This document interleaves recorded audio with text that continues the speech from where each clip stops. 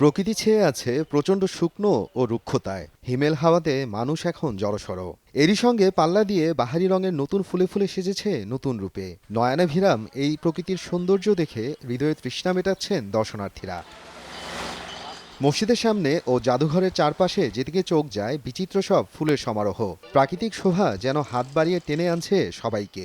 প্রতিদিন দর্শনার্থীরা ডালিয়া, জিনিয়া, সূর্যমুখী, হরেক রকম গাঁদা, গোলাপ, আকাশি সাদা স্নোবল, চন্দ্রমল্লিকা, পাতাবাহার সহ নানা জাতের ফুলের সৌন্দর্য উপভোগ করতে বারবার ছুটে আসছেন মসজিদে।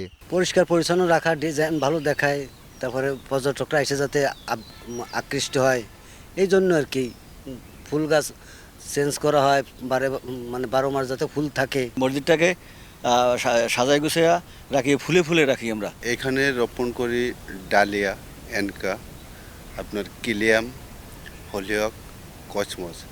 আমাদের সবসময়ই কিলিয়াম ফুলটা 12 মাস থাকে।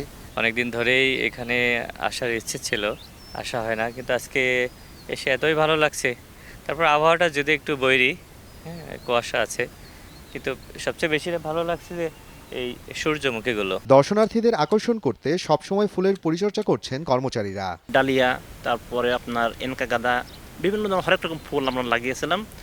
এখনও সেই ফুলগুলো বাগানে শোভা পাচ্ছে এবং আমরা বাগেরহাট সদর উপজেলার কৃষি কর্মকর্তার সহায়তায় আমরা আমাদের দুটি প্লটে সূর্যমুখী গাছ লাগিয়েছি।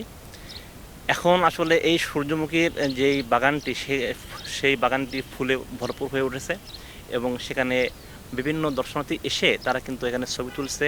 তারা এই 60 গম্বুজের সৌন্দর্য অবলোকনের পাশাপাশি এই বাগানের সৌন্দর্য কিন্তু তারা খুব নান্দনিকভাবে উপভোগ করছে। 60 গম্বুজের এই যে পুরাকীর্তিগুলো রয়েছে, সেই পুরাকীর্তিগুলো যেন আমরা ভবিষ্যৎ প্রজন্মের জন্য দীর্ঘদিন আমরা যেন ধরে রাখতে পারি, সেই পরিচর্যা আমরা করে যাচ্ছি। প্রত্নতত্ত্ব অধিদপ্তর অত্যন্ত আন্তরিকতার সাথে, অত্যন্ত ইসের সাথে, বুদ্ধিমত্তার সাথে আসলে এই হেরিটেজগুলো ধরে রাখার চেষ্টা করছে। বাগেরহাট 60 গম্বুজ মসজিদের চারপাশে লাগানো প্রায় অর্ধশত প্রজাতির ফুল গাছ, যা থেকেই এমন শোভা ছড়াচ্ছে। সময় সংবাদ, বাগেরহাট।